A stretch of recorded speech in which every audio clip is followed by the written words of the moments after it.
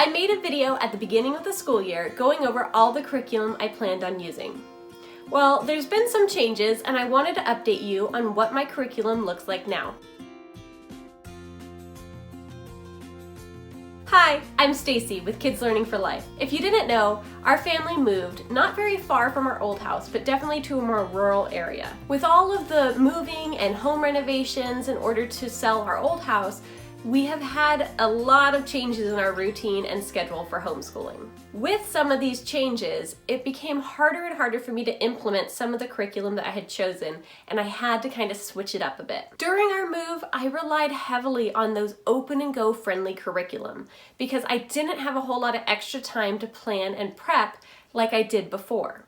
I'm still working full-time from home, and having to unpack and move boxes was quite the chore. With all that being said, let's see what's the same. Let's start with the curriculum I'm using for morning work.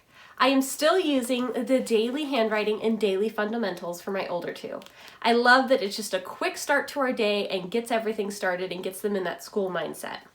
Now, one thing that I did have to change was for my youngest. I had Good Morning Kindergarten off of Teachers Pay Teachers, and I really do love it.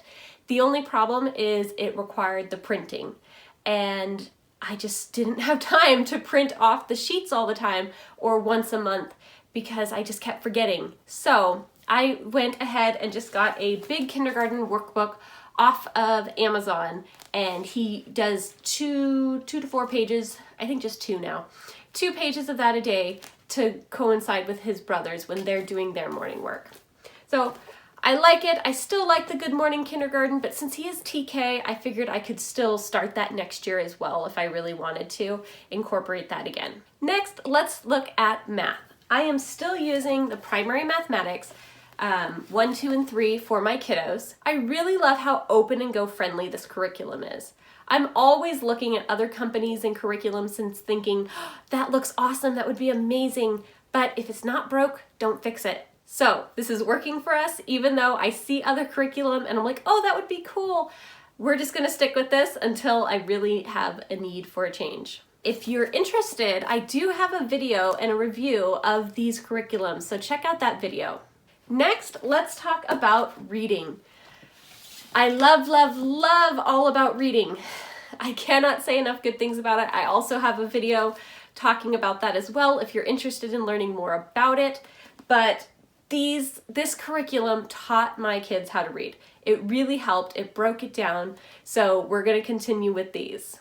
Lastly, I am very sad to report that I did not continue with the layers of learning curriculum like I had intended. This made my heart so sad because I still adore the curriculum and everything that stands behind. It incorporates family, so you're not teaching different things to each child.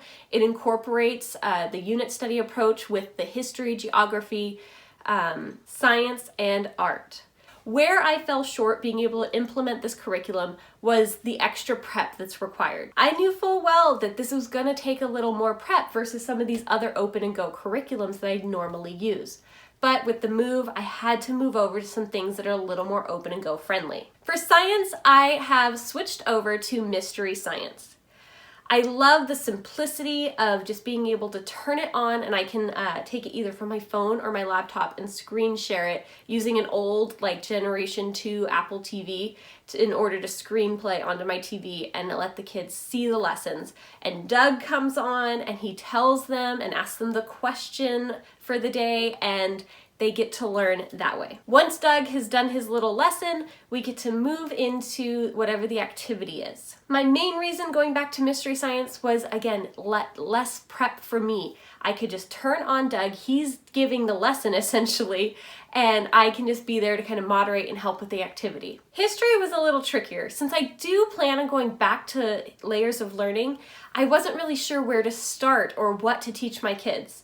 So to make things easy, I went back to one of my open and go friendly curriculums called Weekly Studies. Weekly Studies, you can purchase little newspaper looking materials, and each week has a different topic. These topics were great for me during this time because I already knew, okay, this week we're gonna learn about patriots. This week we're gonna learn about American symbols, or whatever the case may be. I have not yet ordered the actual print materials because I'm able to utilize the online aspect. Since I'm not sure how long I'm going to be using this, I didn't want to pay for a whole year of the material when maybe later on this month I'll be able to move on to layers of learning again. In short, we kept a lot of the things the same, but I did have to cut out one curriculum, which was a unit study, covered several different subjects, and I had to just find some quick replacements for that. One thing I want to emphasize to you is that if you are also using something